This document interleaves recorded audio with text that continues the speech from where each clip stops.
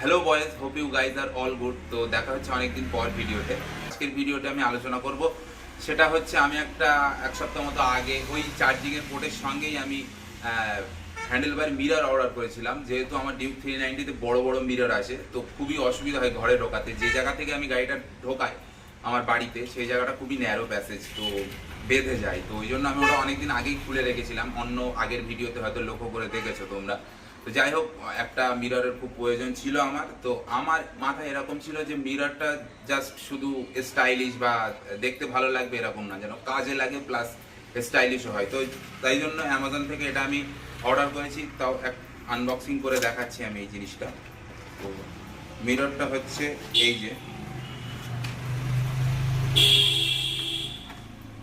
এই যে গোল মিরর আমি অর্ডার দিয়েছি, যাতে করে আমি ভালো ভিজিবল পাই পিছনে কি হচ্ছে না হচ্ছে, পিছনে কে আসছে ওইটার জন্য।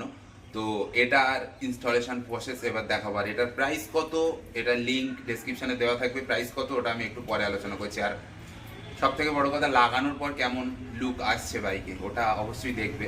তো ঠিক আছে, এখন গ্যারেজে যাওয়া।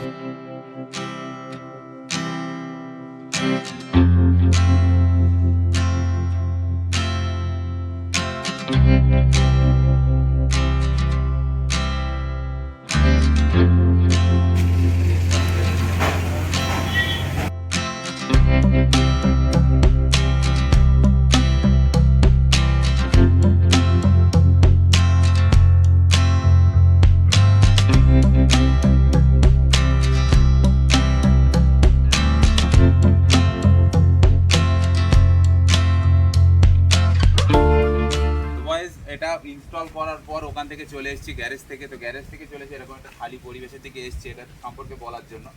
তো এটা আমি লাগিয়েছি মাত্র 700-800 টাকা নিয়েছে এটা। তো 700 বা 800 এরকম হয়, মনে নেই। অ্যামাজনে লিঙ্ক ডেসক্রিপশানে দেওয়া থাকবে। তো এটা সম্পর্কে যদি বলি, তো এটা মানে খুব যে ভালো কোয়ালিটি আমার মনে হয়েছে তা নয়।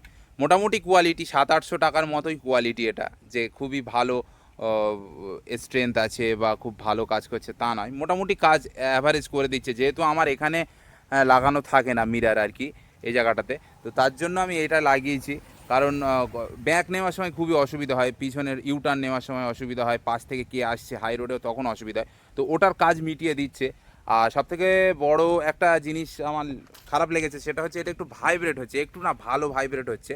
তার কারণ হচ্ছে এটার কোনো দোষ নেই, দোষ এটা বাইকের। কারণ ডিউক 390 ভাইব্রেশন আছে প্রচুর, ওই জন্য ভাইব্রেট হচ্ছে। আমি তাও দেখিয়ে দিচ্ছি কতটা ভাইব্রেট হচ্ছে না হচ্ছে। তো গাড়িটা নিউট্রালে থাকলে আমি স্টার্ট দিয়ে দেখিয়ে দিচ্ছি।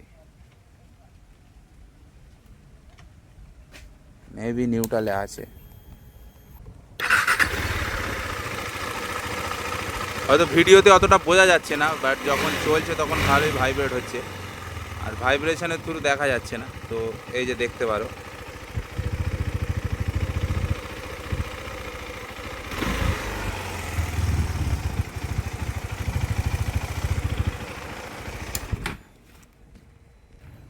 তো তোমরা চাইলে ওটা কিনতে পারো, ওটার ডেসক্রিপশান আমি নিচে দিয়ে, লিঙ্ক নিচে দেওয়া থাকবে। তো যাই হোক, তো ভিডিওটা এই পর্যন্তই ছিল। যদি ইনফরমেটিভ আর ভালো লেগে থাকে তাহলে চ্যানেলটাকে সাবস্ক্রাইব করে দিলে, ভিডিওটাকে লাইক করে দিও। দেখা হচ্ছে অন্য কোনো ভিডিওতে। বাই।